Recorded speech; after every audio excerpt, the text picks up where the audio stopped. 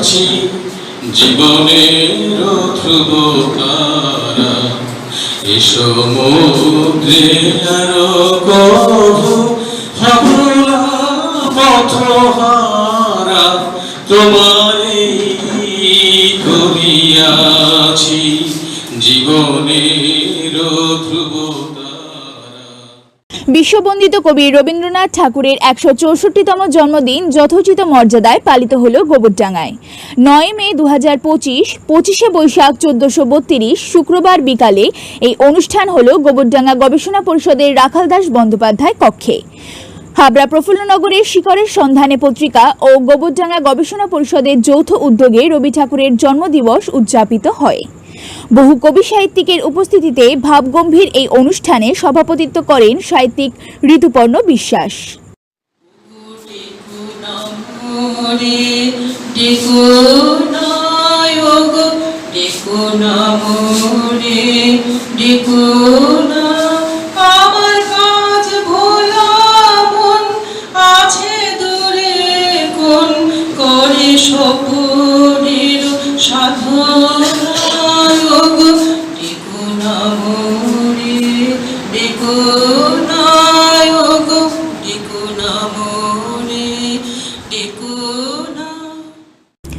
অনুষ্ঠানের শুরুতে রবীন্দ্রনাথ ঠাকুরের প্রতিকৃতিতে মাল্যদান করেন গোবরডাঙ্গা সেবা ফার্মার সমিতির সম্পাদক বিশিষ্ট সমাজসেবী গোবিন্দলাল মজুমদার। উদ্বোধনী সঙ্গীত পরিবেশন করেন প্রবীর হালদার। এরপর সারা বিশ্বে সন্ত্রাসবাদী হানায় নিহতদের উদ্দেশ্যে নীরবতা পালন করা হয় এবং গোবরডাঙ্গা নবপর্যায় পত্রিকার বর্ষা সংখ্যা প্রকাশিত হয়। এই অনুষ্ঠানে ইতিহাস চেতনায় রবীন্দ্রনাথ শীর্ষক মনোজ্ঞ আলোচনা করেন ডক্টর তপন ঘোষ।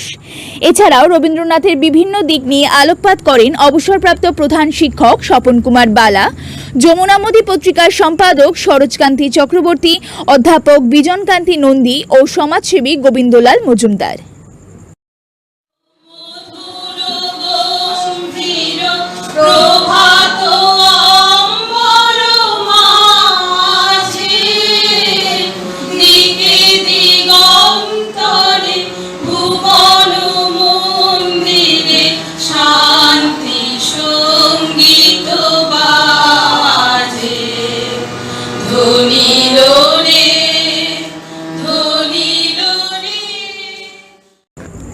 সঙ্গীত আবৃত্তি ও স্বরচিত কবিতা পাঠে অংশগ্রহণ করেন কাকলি রায়, নবকুমার বিশ্বাস, কেয়া দেবনাথ, প্রতাপ মোহন চট্টোপাধ্যায়, কুমকুম মুখার্জি, মিন্টু বারৈ, কল্পনা ঘোষ দস্তিদার, নব্যেন্দু দাস, সর্বাণী ভট্টাচার্য, গৌতম মণ্ডল, বাণী সেন প্রমুখ।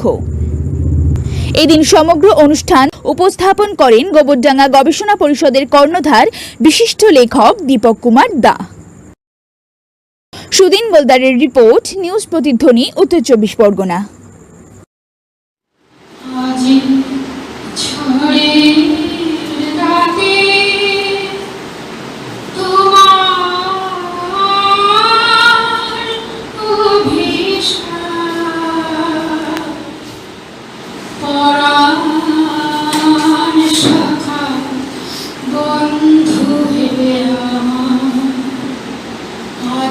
ঝড়ে